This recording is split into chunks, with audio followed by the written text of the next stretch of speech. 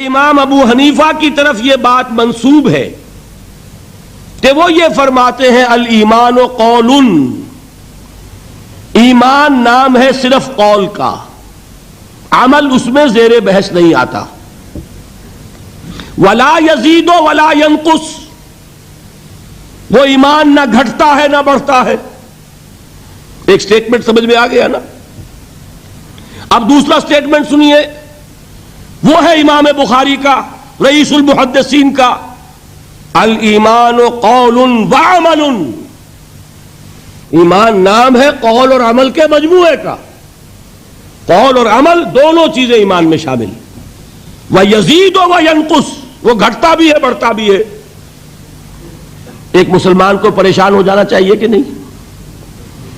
ایمان جیسی بنیادی بات، سارا قصر تو یہیں سے تعمیر ہونا ہے، جڑ بنیاد ایمان ہے۔ ایمان کے بارے میں کوئی 14ویں صدی کے 15ویں صدی ہجری کے کوئی علماء ہو، بڑے سے بڑے ہو، ان کا اختلاف ہو جائے تو تشویش نہیں ہوگی۔ یہ کن کے درمیان اختلاف ہو رہا ہے؟ رئیس المحدثین امام بخاری اور سید الفقہاء امام ابو حنیفہ۔ اور کتنا بنیادی اختلاف، بظاہر متضاد باتیں، بظاہر کہہ رہا ہوں میں، اللہ تعالیٰ کا شکر ادا کرتا ہوں اس نے اس کا حل سمجھایا۔ اور کیسا سمجھایا؟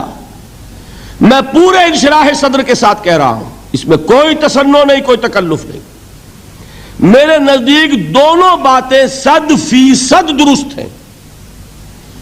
یہ نہیں کہ 50% یہ درست 50% وہ درست، نہیں، یہ بھی 100% درست، یہ بھی 100% درست۔ فرق کیا ہے؟ محل مختلف ہے۔ امام ابو حنیفہ قانونی ایمان کی بات کر رہے ہیں اور امام بخاری حقیقی ایمان کی بات کر رہے ہیں۔ قانونی ایمان کے اعتبار سے 100% درست ہے یہ بات کہ وہ صرف قول ہے، عمل نہیں زیر بحث آئے گا۔ ایک شخص نماز نہیں پڑھتا کافر نہیں ہے، نماز کا منکر ہو جائے کافر، زکوٰۃ نہیں دیتا فاسق ہے فاجر ہے، کافر نہیں ہے، زکوٰۃ کہہ دے کہ ہے ہی نہیں دین میں، کافر۔ فرشتہ کس نے دیکھا؟ کیا پتا کیسا ہوتا ہے؟ حضور نے بھی اصل فرشتہ اپنی اصل ملکی شکل میں صرف 2 دفعہ دیکھا ہے، ورنہ تو انسانی شکل میں آتا تھا یا نظر ہی نہیں آتا تھا۔ 2 باتیں تھیں، وہی ہو جاتی تھی، نظر کوئی نہیں آتا تھا، یا انسانی شکل میں نظر آیا۔ اصل ملکی شکل میں حضرت جبرائیل کو 2 مرتبہ دیکھا۔ وَلَقَدْ رَآهُ بِالْأُفُقِ الْمُبِينِ وَلَقَدْ رَآهُ نَزْلَةً أُخْرَى عِنْدَ سِدْرَةِ الْمُنْتَهَى، ایک مرتبہ افق مبین پر دیکھا، ایک مرتبہ سدرۃ المنتہا کے پاس جبرائیل اپنی اصل شکل میں ظاہر۔ تو معلوم ہوا کہ قانونی ایمان جس پر دار و مدار ہے کفر اور اسلام کا، اس کا کل دار و مدار صرف قول پر ہے، ماننے پر ہے، اقرار باللسان پر ہے۔ یہ بات آپ نے سنی ہوگی، امام ابو حنیفہ کا قول ہے 100% درست کہ گناہ کبیرہ سے بھی انسان کافر نہیں ہوتا۔ البتہ حقیقی ایمان، اب یہاں زمین و آسمان کا فرق آ جائے گا۔ ایمان دل میں اتر جائے تو کون نہیں جانتا کہ دل میں جو بات اتر جائے وہ عمل پر ضرور اثر انداز ہوتی ہے۔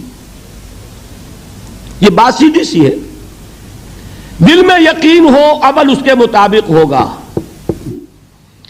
اے ایمان کے دعوے دارو، کیوں کہتے ہو جو کرتے نہیں ہو؟ اللہ کے غضب کو بھڑکانے والی ہے یہ بات کہ تم کہو جو کہ کرتے نہیں ہو۔ ہماری امت کی اکثریت کا حال یہی ہے کہ نہیں؟ یہ کیا بات ہے کہ قانونی ایمان ہے، اس کے ساتھ معصیت کے انبار ہیں۔ حقیقی ایمان ہو تو معصیت کا وجود ہو نہیں سکتا۔ اب اس پر حدیثیں سن لیجئے۔ نبی اکرم صلی اللہ علیہ وسلم نے ایک مرتبہ 3 دفعہ قسم کھائی،